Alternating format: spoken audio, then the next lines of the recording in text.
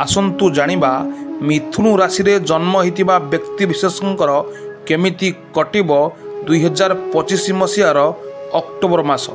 एबे जानिबा धनर स्थिति आपणकर 10 अक्टोबर पर्यंत धनहानि जोग रही चोरी हो पारे क्षति हो पारे आपणकर धन पाई चिंता बढ़ी पारे। 10 रु 18 अक्टोबर आपणकर धन स्थिति साधारण रहिबो किंतु 18 अक्टोबर परे बृहस्पति कारणरू धनर अवस्था सुधरी जीवो। आपण धन पाई जो चिंता करुले चिंता मुक्त हेबे धन लाभ हेबो आपण धनर स्थिति भल रहिबो। एबे जानिबा आपणकर अक्टोबर मासरे स्वास्थ्य केमिति रहिबो। आपणकर स्वास्थ्य अक्टोबर पर्यंत टिके ठीक रहिबनी जेमिति कि आपणक मानसिक स्वास्थ्य खराब रही पारे। यह सहित देहरे एलर्जी देखा जाई पारे किंतु 15 अक्टोबर पर एलर्जी भल होबाकु लागिबो मानसिक स्थिति रे सुधार आसीबो सबकिछि ठीक ठाक हो जबार सूचना मिलुछि।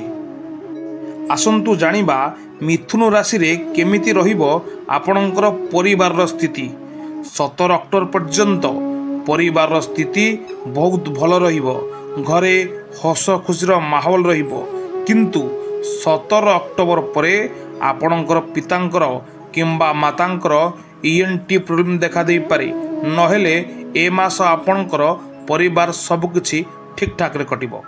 एबे जानिबा आपणकर संतान विषय रे आपणकर संतान ए अक्टोबर मासरे जिदखोर हो जिवे आपणक पाखरे अधिक डिमांड करबा को लागिबे 10 थर कहिले थरे शुणिबे सेतिपई आपणक संतानकर आपण दायित्व नियंतु।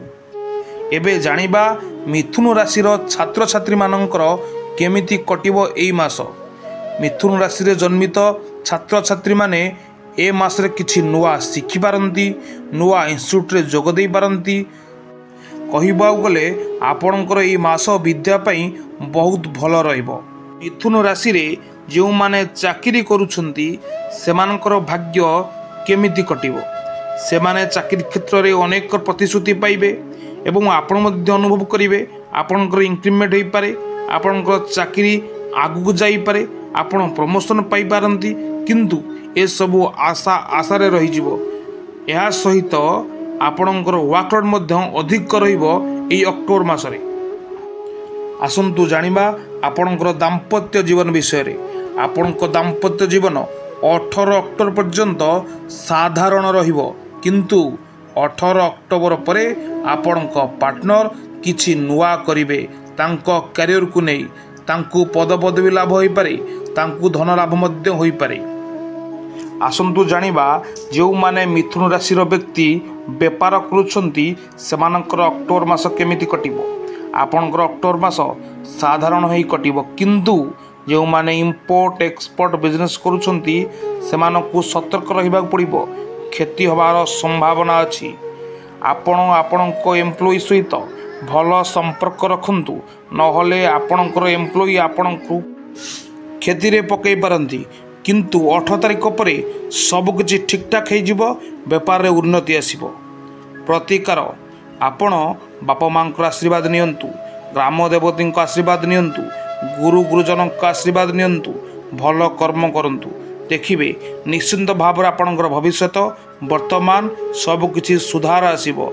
आपण सबुथरे उन्नति करिवे कोनोसी रंग कोनोसी मंत्र आपणकर भाग्य एवं भविष्य को परिवर्तन करि परिबो नै केवल आपणक कर्म आपणको आगु को नै परिबो। जय जगन्नाथ रहुचु पुणी देखा हबो आउ एक राशि सहित।